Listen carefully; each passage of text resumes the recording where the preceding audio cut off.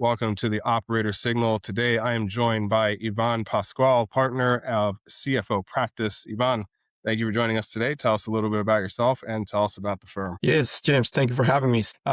We are what some people would describe as cash flow consultants. We help companies increase their cash flow. Our company was co-founded by a former Google business analyst, and we bring a lot of the strategies and a lot of the decision-making process that this type of companies would do for mid-sized companies. Awesome. Awesome. So let's get right to it. What are you seeing in the current operating environment? Are you seeing growth or are things tightening up? That's a great question. Actually, I was thinking a lot about that because I'm seeing both. And this is what I mean by this.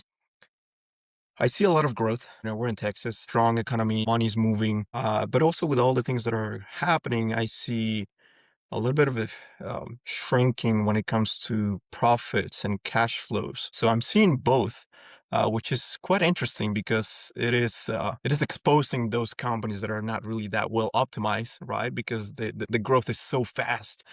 So I'm seeing both. I see. So, and that makes sense. That makes sense. I see what you mean.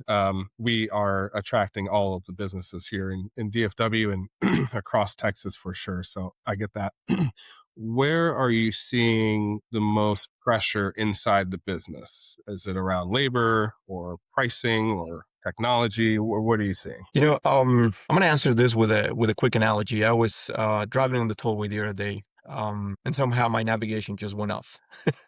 And I'm approaching, a point where I'm supposed to make a decision whether I exit or not. And all of a sudden, I lost my tools to make decisions, right? So I think the pressure with everything that is happening, yes, we do see some costs fluctuating when it comes to labor and all the different things, right? Materials and all that stuff. But I think the pressure is happening because a lot of business owners do not have the right tools to have the visibility to know what to do, right? So we may not be able to change what's happening in a global scale, but I think the pressure is not having that visibility and driving based on what happened in last quarter, last month, last year, right? So if you're making decisions based on your last year tax return and you're trying to say to that, I mean, today, should I go right or left? I think that is where I see the pressure. On the tools? Yes, like on not having that visibility, that clear understanding on really what your data is telling you, what your numbers are telling you. Hmm. And so, what about anything along the lines of capital or I guess you kind of touched on it with tools. Technology could fall into that category, I suppose. Um, what about supply chain or anything around that? Are you seeing any kind of pressure in that perspective? I think we've seen pressure on that since the pandemic, right? And it's not really something new happening, but I think the margin leakages and that are happening across businesses, I think that is the pressure, when you have to track so many different things, when labor literally goes up and down daily, when the cost of steel, the cost of gas, all those things go up and down daily. I think the pressure is happening on just not being able to see in that, and you're leaking a lot of profits. Yep, I get that kind of Yeah. disparate information. Yeah. So, where are you finding growth? That's a great question. Um, so I actually had a few different ideas, right? But I think the growth is happening with an insight within the companies themselves, right? So a lot of times we want to go out and find new clients. We want to find uh, new projects, new things, right? But I think the real growth is happening by optimizing your companies, right? Because when you can optimize your company, when you can actually increase your cash flow, that is the real growth, right? I mean, statistically speaking, 8 out of 10 companies that declare bankruptcy, they did not. I mean, they did have good clients, they had good profits, they had a good business plan, good people. They just didn't have enough cash flow, and I think right now that is where we need to focus, increasing the cash flow within our companies so that we can continue to grow. When you have more cash flow, you have options, right? Then at that point, you can go after new markets, new clients, new everything. But you first have to start there. And I think that is the pivotal point on growth. Yep. Okay. So yeah, it sounds like you're talking about the capital side and then um, entering new markets. So that's good to hear. So let's kind of look forward in time. What are the businesses that are currently shaping decisions for you over the next 1 to 2 years?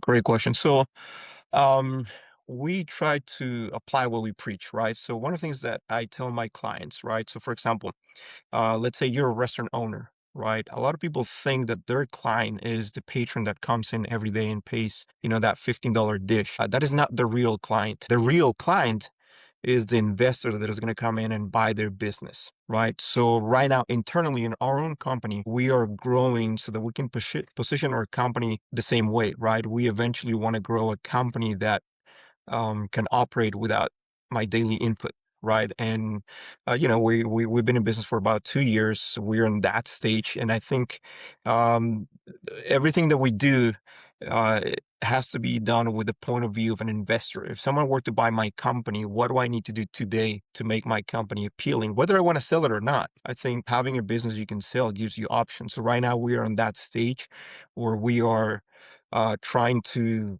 optimize and trying to automate and delegate all the way from the sales to the operations to the delivery of the product. So that's where we're working right now. We're in growing mode, and everything we do, we want to do it from that same point of view. So focusing on systems building, it sounds like. Systems, yes, you got it just right. There we go. I Yeah, like it's it. just yeah. And I'm curious, how do you see um, maybe capital or additional talent fitting into that? Is that on your radar at all, or not at the moment? Great question. Yes, I mean, obviously, we same thing. We're trying to bring more clients, right? We're trying to increase our cash flow ourselves, right? So that we can hire the right people. But we want to be very selective on the people that we hire. We don't want to hire just anyone, right? And obviously, that's expensive. We have to be very competitive when we put an offer out there. So yeah, we do need capital for that as well. But every, I don't know that at this point we would be going out for investors. It would all be, we just bootstrap and we'll find capital that way. So let's look into the crystal ball a little bit. When it comes to other company operators like yourself, what do you think is coming next for a private company operator in DFW? Man, I love that question. So what's coming next? So, I mean, we know the World Cup is coming here, right? And that is going to accelerate the growth of a lot of companies. We also, we have AI, right? That's exciting, right? That's also accelerating growth. So I think what's happening next is the companies that are actually have a good plan, they're going to be able to continue to grow, and those who don't, they're going to be exposed, right? And it's almost like driving in the tollway. Everything's moving too fast, and if you're not a good driver, it's going to be exposed pretty quick, right? So this is Texas. That's the way we do business. But with everything happening, I think. It's exciting, so I think what should happen next for most business owners is optimizing inside what's happening with their operations, making sure they have enough cash flow, making sure they're ready to make those decisions because growth is going to come and it's going to come faster than they can imagine. Yeah, yeah, I agree. I think so. I think we're the fourth largest metroplex in the country. I think, and I'm not certain on the statistics or the numbers around it, but I believe I've been hearing we're gunning for third, and that's a big jump. That's a And big I jump. Yeah. Yeah, a lot of folks here in North Texas know that DFW is growing like a weed. So I would tend to agree with you. I think operators who are prepared to scale are gonna probably be the best off by the time all that growth actually hits them. So yeah, I agree with you. Yeah. Yeah. It's Sure, exciting. I love being in Texas. I love the way we do business. I love it being here. So yeah, absolutely. it's amazing. For sure. Ivan, I appreciate your time and the experience that you're having, the insights you shared with us today. Those who are watching, you can find more episodes of the Operator Signal on my YouTube channel. Thank you, Ivan. Hey, thank you, James. I appreciate it. It's been an honor. Absolutely.